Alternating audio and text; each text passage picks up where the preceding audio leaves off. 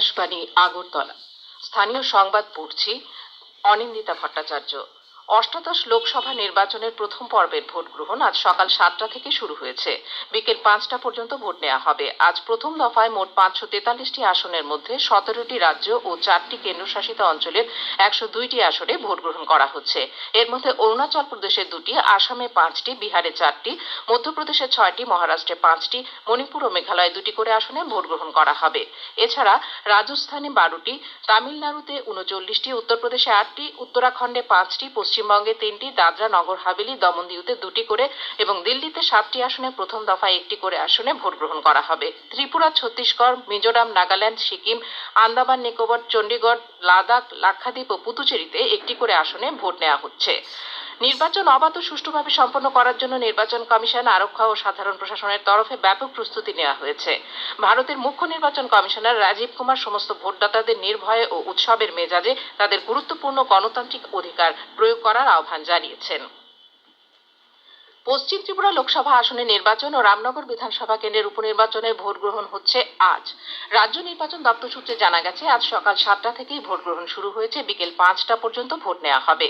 পশ্চিম ত্রিপুরা লোকসভা আসনের নির্বাচনে আজ 9 জন প্রার্থী যাদের ভাগ্য নির্ধারণ করা হবে তারা হলেন বিজেপির বিপ্লব কুমার দেব, ইন্ডিয়া জোট সমর্থিত কংগ্রেসের Ashis Kumar Saha, Republican Party of India এর আইনজীবী অর্ণব রায়, এসইউসিআই এর অরুণ ভৌমিক, নির্দল প্রার্থী গৌরীশঙ্কর নন্দী, মিলন পদ মুরা সিং, রমেন্দ্র রিয়াং, বলরাম দেববর্মা ও ব্রজলাল দেবনাথ। তাছাড়া রামনগর বিধানসভা কেন্দ্রের উপনির্বাচনে প্রতিদ্বন্দ্বিতায় রয়েছেন বিজেপি প্রার্থী দীপক মজুমদার ও ইন্ডিয়া জোট সমর্থিত সিপিআইএম প্রার্থী রতন দাস। আজ সকাল থেকেই অনেক ভোট কেন্দ্রে ভোটারদের উৎসাহের সঙ্গে ভোট দিতে লাইন দিয়ে দাঁড়িয়ে থাকতে দেখা যায়। ভোট গ্রহণের বর্তমান পরিস্থিতি সম্পর্কে জানতে আমরা এখন যোগাযোগ করব আমাদের প্রতিনিধি সরোজ চক্রবর্তীর সঙ্গে।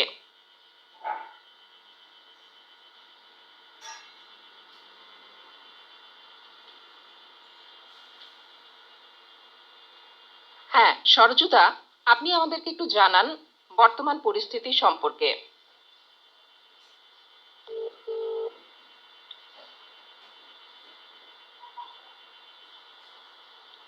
হ্যাঁ সরোজদা, আপনি শুনতে পাচ্ছেন?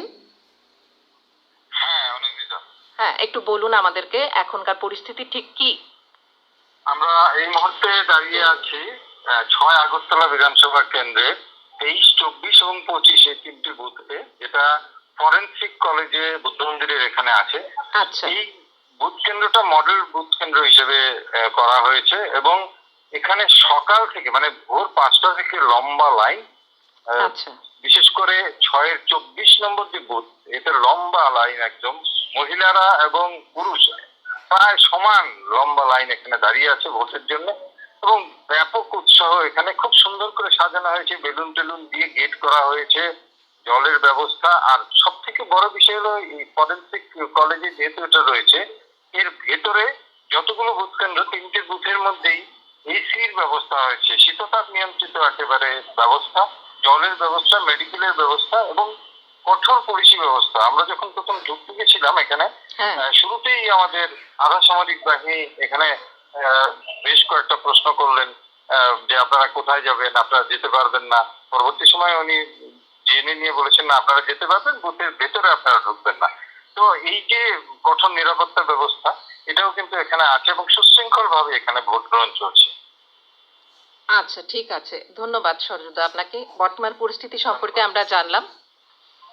পশ্চিম ত্রিপুরা লোকসভা আসন নির্বাচনে এবং রামনগর বিধানসভা কেন্দ্রের উপনির্বাচনে ভোটগ্রহণ পর্ব সুষ্ঠু এবং শান্তিপূর্ণভাবে সম্পন্ন করতে রাজ্য পুলিশের পক্ষ থেকে পর্যাপ্ত নিরাপত্তা ব্যবস্থা করা হয়েছে। সব মিলিয়ে 14,000 নিরাপত্তা কর্মীকে নির্বাচনী নিরাপত্তার কাজে মোতায়েন করা হয়েছে। এছাড়া পশ্চিম ত্রিপুরা লোকসভা আসনে এবং রামনগর বিধানসভা আসনে 439 জন পুলিশ সেক্টর অফিসার নিযুক্ত করা হয়েছে। পশ্চিম ত্রিপুরা লোকসভা আসনে মোট 677টি ভোট কেন্দ্রকে সংকটপূর্ণ হিসেবে চিহ্নিত করা হয়েছে। তিনি আরো জানা গেছে, প্রতিটি ভোট কেন্দ্রে 4 জন করে কেন্দ্রীয় নিরাপত্তা কর্মীকে মোতায়েন করা হয়েছে। এছাড়া ভোট কেন্দ্রের বাইরে আইন শৃঙ্খলা রক্ষার দায়িত্বে থাকবে পুলিশ ও টিএসআর।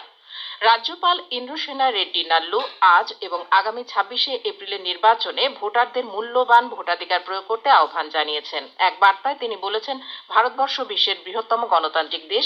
এদেশের সংবিধান অনুযায়ী নির্বাচনে ভোটদানের মধ্য দিয়ে সবার মত প্রকাশ করার অধিকার রয়েছে। এছাড়াও রাজ্যের মুখ্য নির্বাচনী আধিকারিক পুনিত আগরওয়াল পশ্চিম ত্রিপুরা লোকসভা আসন ও রামনগর বিধানসভা আসনের উপনির্বাচনে ভোটারদের নির্ভয়ে উৎসবের মেজাজে ভোটদানের জন্য আহ্বান জানিয়েছেন। তিনি গতকাল সন্ধ্যায় আকাশবাণীকে জানান, শান্তিপূর্ণ ভোটের জন্য রাজ্য নির্বাচন দপ্তরের পক্ষ থেকে সব ধরনের ব্যবস্থা গ্রহণ করা হয়েছে। তেলিয়ামুড়া থানাধীন চাম্পলাই গ্রামে বাড়ির উঠোনে বজ্রঘাতে মৃত্যু হল 50 ঊর্ধ্ব এক কৃষকের। মৃত কৃষকের নাম বিশ্বম্ভর বৈদ্য। গতকাল বিকেলে ঝড় বৃষ্টিতে তিনি বজ্রদগ্ধ হন। তেলিয়ামুড়া হাসপাতালে নিয়ে গেলে চিকিৎসকরা তাকে মৃত বলে ঘোষণা করেন।